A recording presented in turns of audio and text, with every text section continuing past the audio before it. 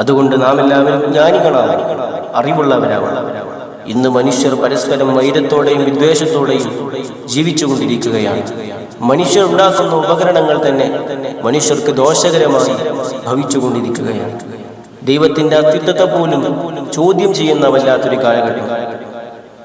വിജ്ഞാനത്തിന്റെ മനോഹരമായ വഴികളിലൂടെ സഞ്ചരിക്കേണ്ട ടീനേജ് പ്രായത്തിലുള്ള വിദ്യാർത്ഥികൾ വരെ, യുവാക്കൾ വരെ ഇത്തരം ദൈവത്തിന്റെ അസ്തിത്വത്തിൽ ചോദ്യത്തിന്റെ ശരങ്ങൾ ഉയർത്തിക്കൊണ്ട് ജീവിച്ചുകൊണ്ടിരിക്കുന്ന കാലഘട്ടം. പ്രിയപ്പെട്ടവരെ, മനുഷ്യന്റെ പരിമിതമായ ബുദ്ധിക്കുള്ളിൽ നിന്ന്, യുക്തിക്കുള്ളിൽ നിന്ന് അതിനപ്പുറത്തേക്കുള്ള ഈ ലോകത്തിന്റെ മനോഹരമായ സംവിധാനങ്ങൾ മുഴുവനും പടച്ചു പരിപാലിക്കുന്ന ഈ ലോകത്തിന്റെ രഹസ്യങ്ങളെ കുറിച്ച് കൃത്യമായിട്ടുള്ള ബോധവും അവബോധവുമുള്ള സ്രഷ്ടാവിനെ കുറിച്ച് സംശയം ഉന്നയിക്കാൻ പരിമിതമായ യുക്തിയുള്ള നമുക്കെന്ത് അവകാശമാണ്?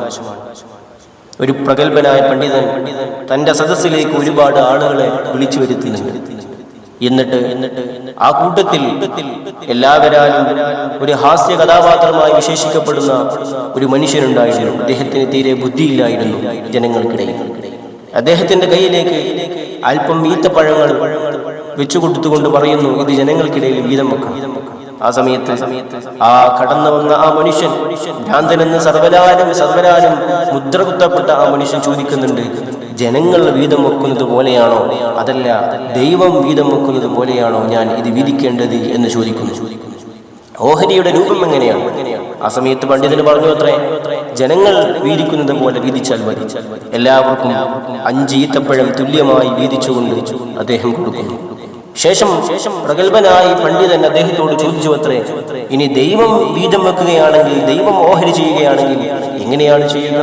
ആ സമയത്ത് അദ്ദേഹം പറയുകയാണ്, ആദ്യത്തെ മനുഷ്യന് 5 ഈത്തപ്പഴം കൊടുത്തു, രണ്ടാമത്തെ മനുഷ്യന് ഒരുപാട് ഈത്തപ്പഴങ്ങൾ കൊടുത്തു, 3ഉം 4ഉം വരുന്ന മനുഷ്യർക്ക് 1ഉം 2ഉം വീതം അങ്ങനെ കുറച്ചു.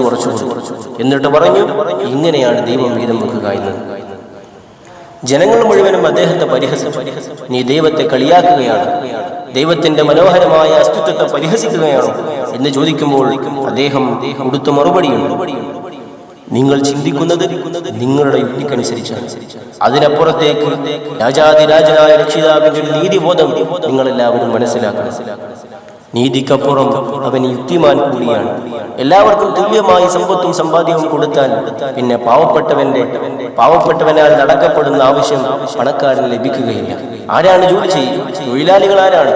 എല്ലാവരും പണക്കാരായാൽ പണത്തിന്റെ മനോഹരമായ പറുദീസയിൽ മനുഷ്യൻ ആർത്തുല്ലസിച്ച് ജീവിച്ചാൽ പണക്കാർക്ക് എങ്ങനെയാണ് അവന്റെ തൊഴിലവസരങ്ങൾ, അവന്റെ തൊഴിൽ കാര്യങ്ങളെല്ലാം ആരാണ് എടുക്കുക? എല്ലാവരും പണക്കാരായി തീർന്നു. മാത്രമല്ല, എല്ലാവരും വിജ്ഞാനികളായി തീർന്നാൽ അവിടെ വിജ്ഞാനത്തിന് എന്ത് പ്രസക്തിയാണുള്ളത്? വിജ്ഞാനത്തിന്റെ ആവശ്യം മറ്റുള്ളവരിലേക്ക് ആവശ്യമാകുമ്പോഴാണ് അവിടെ ജ്ഞാനത്തിന് വിലയുണ്ടാകുക. വിജ്ഞാനം എന്നത് യഥാർത്ഥത്തിൽ വിലമതിക്കാനാവാത്ത കാര്യമാണെങ്കിൽ എല്ലാവരും ഒരുപോലെ വിജ്ഞാനത്തിന്റെ ഉടമകളായി മാറിയാൽ ജ്ഞാനത്തിന് അവിടെ യാതൊരു പ്രസക്തിയുമില്ല. അതുകൊണ്ട്